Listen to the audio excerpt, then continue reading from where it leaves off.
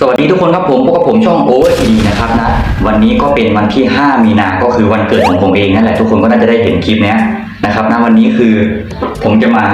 สุ่มนะครับนะเพราะว่าปกติเนี่ยเขาเรียกว่าไงอ่ะวันเกิดเนี่ยคือต้องมีพวกเค้กหรือของอะไรที่มันเกี่ยวกับบางอย่างนะครับนะแล้วประเด็นคือใส่เสื้อกับไอ้นี่ด้วยวันไอ้นี่ที่ถ่าย Q&A เนี่ยเสื้อตัวนี้ด้วยถ้าเกิดมีเสียงไก่ต้องขอโทษด้วยนะครับนะเพราะว่านั่นแหละตอนเช้าข้างบ้านเขาเป็นอะไรไม่รู้กับไก่เลี้ยงไก่อันนี้ก็เป็นกล่องว่างเปล่านะครับนะที่ผมจะมาสุ่มนะครับนะว่าวันเกิดเนี้ยจะทำอะไรบ้างก็คือมันจะมีอยู่ประมาณนี้ทุกคนประมาณนี้เลยนะครับนะอันนี้คือมันยาวไม่เกี่ยวนะครับนะมีอยู่ประมาณ5อันนะครับใส่ไว้ในกล่องนะนี่นะเห็นไหมวะนี่ไงใส่ไว้ในกล่องนะครับนะแล้วผมก็จะทำการปิดไว้นะครับนะมาดูกันว่าดวงมันจะได้อะไร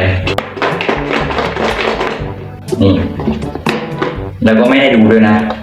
หยิบอันไหนได้ไหนเกินนั้นนะครับนะปึ๊บนี่คือได้ตัวนี้มานะครับนะทุกคนบอกว่าอาจจะเป็นการลอกอย่างแน่นอนทุกคนมาดูกันว่าไอเนี้ยคืออะไรชึบอะไรนี่ทุกคนไม่มีเค้กนะครับนะแสดงว่าไม่มีเค้กในวันเกิดนะครับแล้วก็สิ่งที่สำคัญคือทุกคนไม่ต้องไปเสียใจว่าวันเกิดไม่มีเค้กนะครับนะก็คือเนี่ยไอในใบเนี่ยทั้งหมดเดี๋ยวผมขอเทมาก่อนนะก็คือนี่เลยเนี่ยไม่มีเค้กใบที่2ครับผมแกะมาไม่มีเค้กเหมือนกันส่วนใบที่3แกะมาไม่มีเค้กเหมือนกันนะครับนะแล้วก็ใบที่4เปิดมานี่ไม่มีเค้กเหมือนกันนะแล้วก็ใบสุดท้ายคือใบที่5นี่ไม่มีเค้กเหมือนกันนะครับนะทำไมผมถึงตั้งใจใส่แบบว่าไม่มีเค้กทั้งหมดเลยสิ่งที่ผมอยากจะพูดถึงก็คือตั้งแต่เด็กเนี่ยจนตอนผมโตก็คือมาอยู่ในปัจจุบันเนี่ยไม่มีการเลี้ยงฉลองหรือเลี้ยงวันเกิดสำหรับของผมเองเลยนะแต่ของคนอื่นอาจจะมีการเลี้ยงฉลองหรือว่าการต้องมีของขวัญเกี่ยวกับวันเกิดนะครับนะส่วนผมคือไม่มีเลยนะครับนะไม่มีการจัดงานเลี้ยงต่างๆใดๆก็ตามถามว่าผมเสียใจไหมผมไม่ครับผมเพราะว่ามันเป็นเรื่องปกติสำหรับผมแล้วเพราะว่าก็คือวันเกิดเหมือนเป็นวันธรรมดาวันหนึ่งวันปกตินั่นแหละนะครับนะก็เลยไม่ได้มีอะไรมากสำหรับตัวผมนะเพราะว่าไม่เคยได้เป่าเค้กวันเกิดเลยและตามที่ผมได้สุ่มไปทั้งหมดเนี่ยมันไม่มีอะไรมากเลยนะกับคลิปนี้ก็คือเราไม่เน้นที่เค้กหรือของจัดงานเราเน้นที่ร่างกายเราเนี่ยเราโชคดีแล้วนะครับนะที่เราได้แบบว่าอยู่จนถึงปัจจุบันได้นะครับนะตอนนี้ก็อายุ20แล้วนะครับนะโอ้โหแป๊บเดียวผ่านไปไวมากคลิปนี้อาจจะสั้นเกินไปเดี๋ยวผมจะพาไปเล่นอีกเกมหนึ่งทุกคนนะไปดูกันส่วนเกมนะครับนั่นก็คือตัวนี้เลยนะครับนะอาจจะดูไก่กะอาราเล่หรือว่าของเล่นเด็กนะครับนะอธิบายกติกาเกมนะครับก็คือมันจะมีขวดแล้วก็มีของด้านในอยู่นะครับนะมีอยู่3ขวดเกมนี้คือผมต้องใช้ฝาในการดีดให้ขวดมันล้ม1ขวดแล้วก็เปิดดูภายในนั่นคือประวัติหรือว่า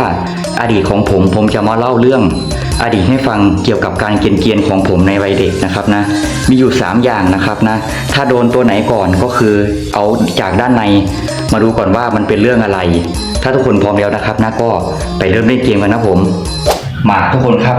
ระยะที่ผมอยู่นะครับนะคือมันอยู่ไกลอยู่นะนู่นน่ะเห็นไหมฝั่งด้านนู้นนะครับนะผมก็จะทำการใช้นี่ในการดีดไปนะครับนะใช้นิ้วดีดนะมาดูกันว่ามันจะโดนอันไหนก่อนเป็นอันดับแรกครับผมมาดูกันว่ามันจะโดนหรือเปล่านะ3 2 1ฮึบ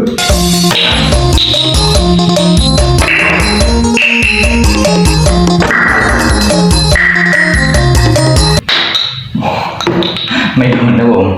อีกรอบนึงนะ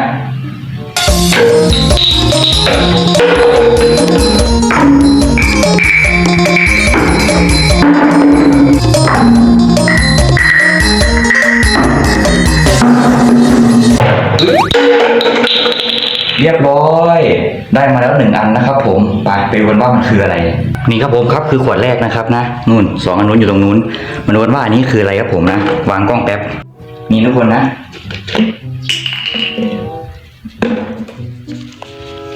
ชึบปุยกับหัวอะไรมาอ่านว่าอะไรวีรกรรมงัดห้องเรียนนะครับนะไปผมนะไปฟังเรื่องเล่ากันเดี๋ยวผมก็มาเริ่ม เล่าที่เรื่องแรกกันก่อนเลยนะครับนะวีรกรรมงัดห้องเรียนนะครับนะอันนี้เป็นโรงเรียนตอนอยู่ประถมนะครับมาตั้งแต่ป .1 จนถึงป .6 นะครับนะแต่ว่าตัวผมเนี่ยอยู่ช่วงประมาณม .2 หรือว่าม .3 นะครับนะเรื่องราวมันก็คือผมมีไปเล่นด้วยกันที่วัดนะครับนะ3 คนนะครับนะก็คือมีผมแล้วก็มีเพื่อนสนิทนะครับนะจะเรียกชื่อว่าก๊อฟนะครับนะคนนี้ชื่อก๊อฟแล้วก็สุดท้ายคือก้านะครับนะก็คือเวฟก๊อฟก้าก็คือ3 คนเนี้ยนะครับนะก็คือผมนี่แหละเวฟนะครับนะแล้วก็ช่วงตอนเย็นนะครับนะช่วงตอนเย็นนี่หมายถึงประมาณช่วงบ่าย 3:30นะครับนะพวกผมก็ไปงัดแงะบริเวณที่ห้องเรียนนะครับนะบอกเลยว่าอย่าทำตามนะครับนะอันนี้คือสมัยก่อนนะครับนะมึนมากๆเลยนะแล้วก็พากันงัดแงะเข้าไปนะครับนะคือสมัยก่อนมันสามารถแบบบิดประตูแรงๆแล้วมันก็สามารถแบบลูกบิดคือมันออกมาแล้วก็เปิดประตูได้เลยนะครับนะแล้วก็ปิดไว้คืนตามปกติแล้วก็ล็อกได้ปกตินะครับนะมันคือสูตรลับนะครับนะสำหรับบางประตูเท่านั้นนะบางประตูที่มันไม่ค่อยทนทานนะครับนะผมก็ได้เข้าไปอยู่ข้างในห้องนั้นนะครับนะอยู่นานมากก็คือมันมีแท็บเล็ตสำหรับนักเรียนนะครับนะเอาไว้ให้เล่นพวกผมก็หยิบมาเสียบชาร์จเล่นได้แล้วก็เปิดพัดลมในนั้นก็ได้นะครับนะแต่เสียดายคือไม่มีอาหารเอาไปกินข้างในแค่นั้นเองพออยู่มาถึงช่วงเย็นนะช่วง5 โมงเย็นกว่าๆนะครับนะยุคนั้นนะครับนะเขามีทหารหรือว่าพี่ๆตำรวจเนี่ยเขาไปฝึกอะไรไม่รู้บริเวณตรงโดมโรงเรียนนะครับนั่นก็คือตรงนี้คือห้องเรียนส่วนโดมคือตรงนี้เลยนะครับนะประตูทางออกที่พวกผมนะคือเดินออกมาตรงนี้ได้เลยก็จะเห็นพวกพี่ๆทหารตำรวจเขามาฝึกกันนะครับนะพวกผมก็เลยไม่กล้าออกนะครับนะอยู่ด้านในนั้น3 คนนะครับนะหลังจากนั้นพวกผมจะเตรียมตัวออกกันเพราะว่าในหัวทั้ง3เนี่ยคิดได้ว่าพี่ทหารหรือว่าใครที่คุมอยู่ตรงนั้นเขาไม่รู้หรอกว่าเรางัดเข้าไปนะครับนะเพราะว่าเขาอาจจะเป็นแบบเขาอาจจะนึกว่าแบบเข้าไปหาของอะไรแล้วก็ออกนะครับนะพวกผมกำลังจะเตรียมบอกเว้ยและก็มีตัวละครลับตัวหนึ่งโผล่มาก็คือพาโลงนะครับนะพาโลงคนนี้คือเขาดุมากนะครับนะแล้วก็ประวัติของเขาคือแบบไปในทางที่แย่คือในช่วงหลังจากที่ผมเนี่ยได้เข้าสู่แบบ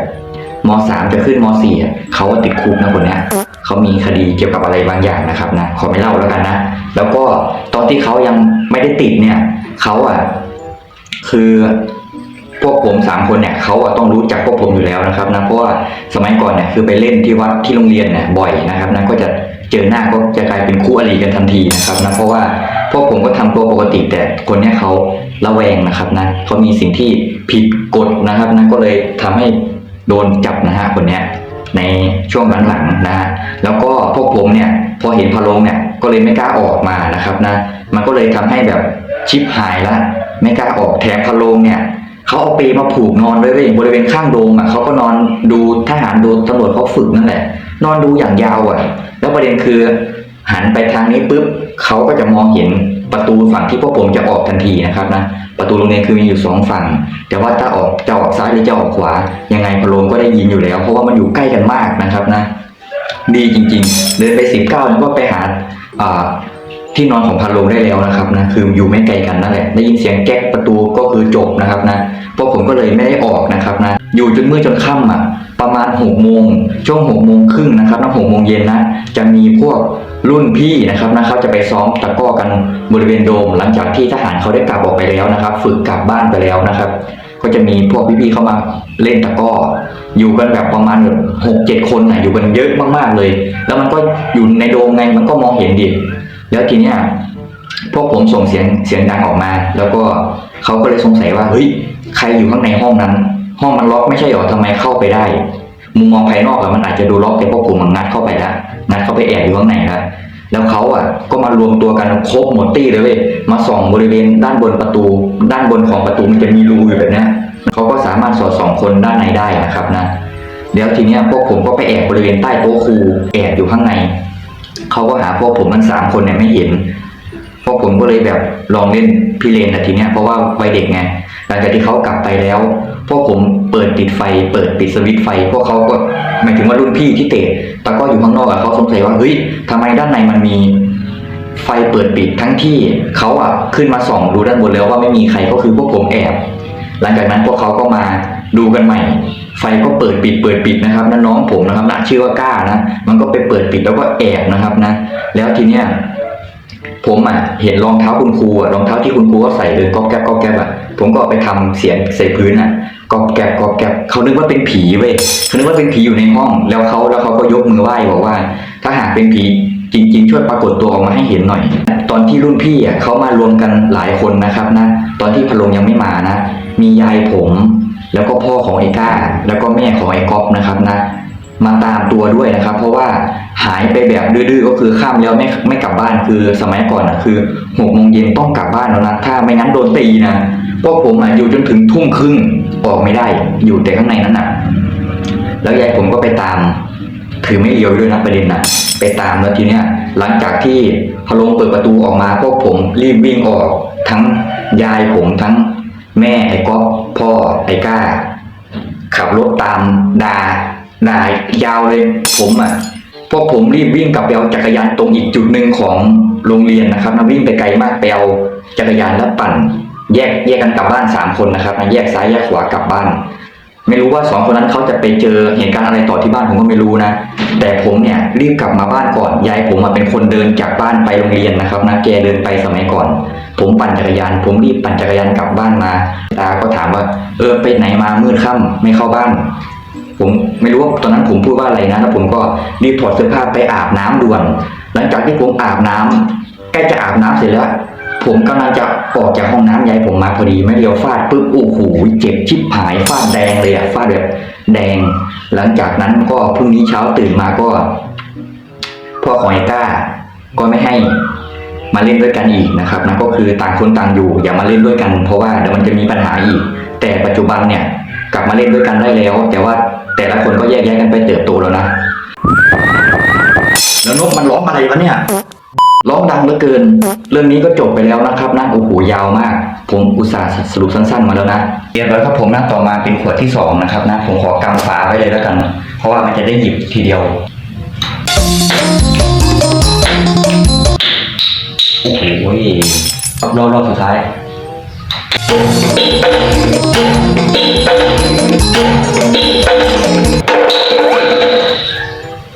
เรียบร้อยมาครับทุกคนหน้านี้เป็นอันที่2นะครับนะนู่นขวดนู้นอยู่นู่นตัวกลางเสียงไก่รบกวนไหมทุกคนผมว่าเสียงไก่ดังมากเลยนะไม่เอาล่วงอันนี้คืออะไรกับหัวอีกอันนี้นะครับถ้าอ่านว่าธุรกิจลูกมะยมวนลูปนะครับนะนี่เรื่องนี้คือเรื่องอะไรทุกคนบ้างเดี๋ยวเราไปฟังกันนะผมไปมาครับทุกคนครับมีความเป็นมายังไงนะครับนะก็คือตัวละครนี้คือมีตัวใหม่เข้ามานะครับเนี่ยอันนี้คือเวฟก็คือผมมีเสียงไก่ด้วยแล้วก็มีตัวเดิมก็คือก้านะครับนะส่วนคนกลางนะครับนะชื่อว่าออฟนะครับนะก็คือเพื่อนกันกับผมนี่แหละที่เรียนอยู่ชั้นเดียวกันตอนนั้นน่าจะอยู่ช่วงประมาณป .5 หรือป .6 นะครับนะก็คือไอธุรกิจมะยมตัวเนี้ยคือเมื่อก่อนผมกับออฟเนี่ยเป็นแบบสายธุรกิจตั้งแต่ตอนเด็กๆนะครับก็คือชอบหาของป่าหรือหาอะไรมาขายให้กับคนในหมู่บ้านก็คือขายให้กับพวกร้านค้าร้านขายของชำต่างๆนะครับนะก็คือเรื่องเนี้ยผม3 คนเนี่ยอยากจะมีเงินในการไปเล่นเกมนะครับนะได้สมัยก่อนเป็นร้านเกมนะแล้วก็พวกผมไม่มีตังค์แล้วพวกผมเนี่ยทั้ง3 คนเนี่ยไปเก็บมะยมนะครับนะไปเก็บมะยมของใครไม่รู้เลยนะต้นมะยมของคนอื่นเขาคือมันดกมากก็คือลูกมันเต็มเลยพวกผมก็ไปเขย่าไปเก็บใส่ถุงแล้วก็เก็บมาแล้วก็นำมาขายให้กับร้านค้าที่อยู่ข้างๆบ้านที่อยู่ไม่ไกลมากนะครับนะปัจจุบันเขายังเปิดอยู่นะแล้วก็เอาไปขายให้กับเขาเนี่ยไม่รู้ว่าราคาเท่าไหร่มันนานแล้วผมจำไม่ได้หลังจากที่ขายไปแล้วนะครับนะก็ให้เขาไปแล้วก็ได้ตังค์มาแต่ว่าเรายังไม่ได้ไปเล่นเกมนะมันรวมหัวกันทั้ง3 คนเลยแหละก็คือเอาของที่เขาขายวางไว้หน้าร้านมันเป็นร้านเกี่ยวกับพวกดิ้ง40 ดีกรีนะก็คือเหล้านะครับนะสำหรับเอามะยมไม่กินแก้มเหล้าสำหรับของร้านค้าเขานะพวกผมก็ไปหยิบเอาที่เขาซื้อจากพวกผมไปแล้วพวกผมก็หยิบจากถุงที่มันวางไว้เนี่ยหยิบมาทั้งหมดเลยงงไหมคือเขาจ่ายตังค์มาแล้วแต่พวกเราไปหยิบมะยมที่เขาซื้อแล้วไปหยิบมาเป็นของเราเหมือนเดิมทั้งที่แม่ค้าเขาไม่รู้นะแล้วก็แม่ค้าพวกผมออกมาที่อื่นแล้วพวกผมเนี่ยมาอีกฝั่งหนึ่งของบ้านแล้วแม่ค้าออกมาหามะยมไม่เห็นแล้วพวกผมจะเอามะยมกลับไปขายให้กับเขาใหม่อีกรอบแล้วเขาก็รู้ว่ามะยมถุงนี้ซื้อไปแล้วไม่ใช่สุดท้ายก็โดนด่าครับผมมาโดนด่ายกทั้ง3 คนเลยนะครับนะนั่นแหละนะครับนั่นโดนด่าดีแล้วที่ แม่ค้าไม่ได้เอาไปเล่าให้กับนี่แหละพ่อแม่บอกปุ๊บนี่คือจะซวยหนักกว่าเดิมนะครับนะนี่ก็คือเรื่องเล่าเรื่องที่2นะทุกคนนะโอ้โหเรื่องที่3สุดท้ายลองดูกันครับต้องเป่าคาถาด้วยนะครับนะไปครับผม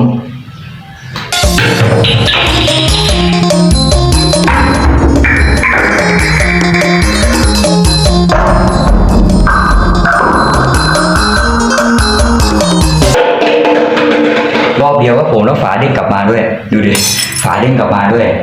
แล้วก็อันที่3นะครับนะอันสุดท้ายตรงนี้เลยเดี๋ยวขอวางกล้องไว้ตรงนี้เลยแล้วกันนี่เอา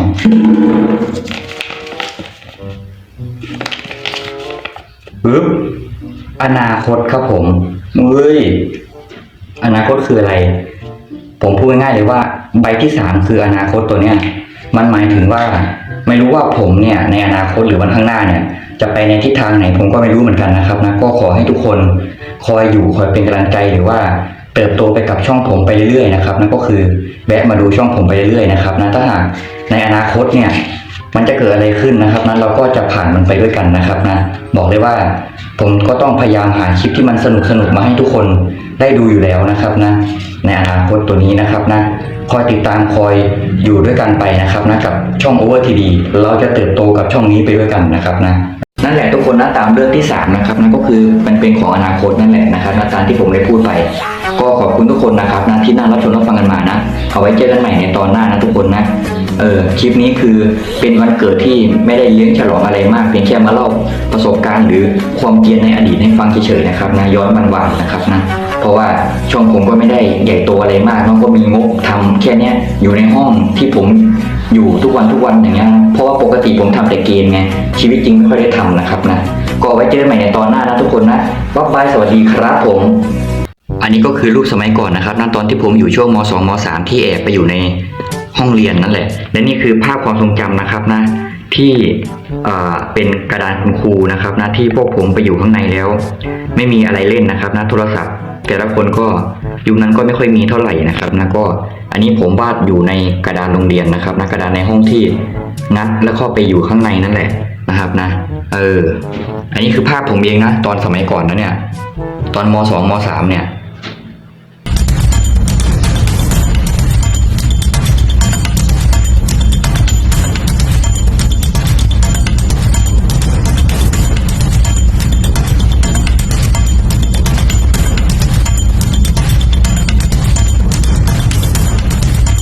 ใครที่ยังไม่ได้กดติดตามตรงนี้เลยนี่สุดยอดแล้วก็อย่าลืมกดกระดิ่งตรงนี้เพื่อแจ้งเตือนเวลาผมลงคลิปใหม่ๆฮ่าๆเด็ดๆจะได้มาดูกันนะสนใจลงโฆษณากับช่อง Over TD ติดต่อมาที่ Facebook หรือว่าแอดไลน์สำหรับใครที่อยากมีรูปหรือมีชื่อข้างในนี้นี่คือห้อง VIP สามารถสมัครสมาชิก VIP ช่อง Over TD ได้แล้วราคาเพียงแค่20 บาทเท่านั้นแถมได้รับรางวัลฟรีๆอีก3อย่าง 1. คนที่สมัครสมาชิกจะได้ดูคลิปอื่นๆหรือว่าคลิปเบื้องหลังคลิปต่างๆที่สนุกๆมีเยอะแยะเลย 2. คุณจะได้อยู่ในห้อง VIP ชื่อและรูปโปรไฟล์ของคุณจะอยู่ท้ายคลิปวิดีโอเหล่านี้ทุกคลิปเลย 3. แล้วคุณก็จะได้อีโมจิหรือว่าสติกเกอร์เพิ่มมาอีก8ตัวอีโมจิเหล่านี้สามารถนำเอาไปคอมเมนต์ได้ทุกคลิปวิดีโอของช่อง Over TD ได้เลยแบบนี้เลยนะฮะและการสมัครสมาชิกก็จะให้มีเก็บพาม VIP อีกตั้งแต่พาม0จนถึงพาม13ให้คุณเก็บสะสมไปเรื่อยๆโดยการดูคลิปผมในแต่ละวันสำหรับใครที่สนใจกดสมัครสมาชิกได้เลยเดี๋ยวรอดูทุกคนว่าทุกคนจะอยู่ VIP ไหนกันสำหรับใครที่เล่นแอป LINE ช่อง Over TD มีสติกเกอร์ LINE แล้วนะสามารถไปซื้อมาใช้ได้เป็นสติกเกอร์น่ารักราคาเริ่มต้น35 บาทมีทั้งหมด8ตัวสามารถเข้าไปที่แอป LINE และสามารถไปค้นหาได้ที่ร้านสติกเกอร์ LINE พิมพ์ว่าสติกเกอร์ Over TD กดแปลกๆมันก็จะขึ้นมาให้เห็นเป็นตัวแรกเลยสำหรับคนที่ขี้เกียจค้นหาคำบรรยายคลิปนี้กดไปที่ลิงก์ได้เลยสำหรับใครที่จัดมาแล้วคอมเมนต์โชว์บอกด้วยนะ